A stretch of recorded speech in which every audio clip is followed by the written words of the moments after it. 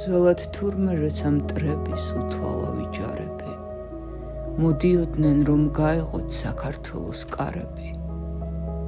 მამაკაცებს გვერდით ყავდათ ვით ფოლადის ფარები და მტრებს მათთან ერთად სცემდნენ საქართველოს ქალები.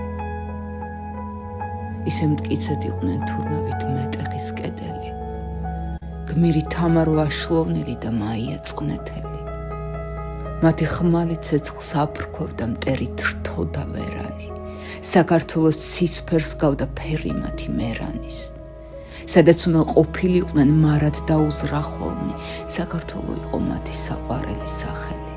ბრძოლის ველზე მიდიოდნენ რაინდული ოცნებით, მიდიოდნენ და მიჰქონდათ ჩალისფერი დროშები, ბევრჯერ სისხლით შეღებილა მათი ავგაროზები, სადაც უნდა ყოფილიყვნენ თუ სამარის კარამდის, ოსმალეთის მიწა იყო თუ მინდორი მარაბდის.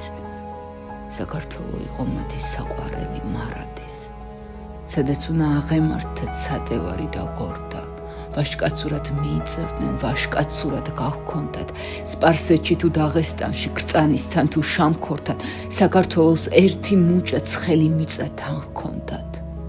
სიკვდილის წინ რუსთაველის შაირების სახილით, მიწას გულში ჩაიკრავდა ქართლელი თუ კახელი, საქართველო იყო მათი საოცნებო სახელი.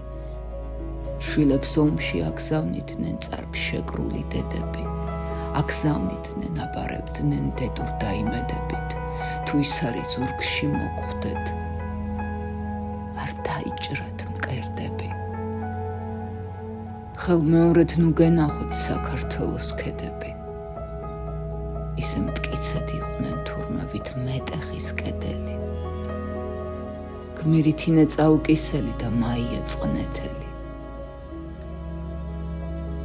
მათი ხმალი ცეცხლს აფრქვევდა მტერით რთოდა ვერანი, საქართველოს ცისფერს გავდა ფერი მათი მერანის. მამულისთვის დაიღუპნენ ვაშკაცობის მსახოლნი, საქართველო იყო მათი უწმინდესი სახელი.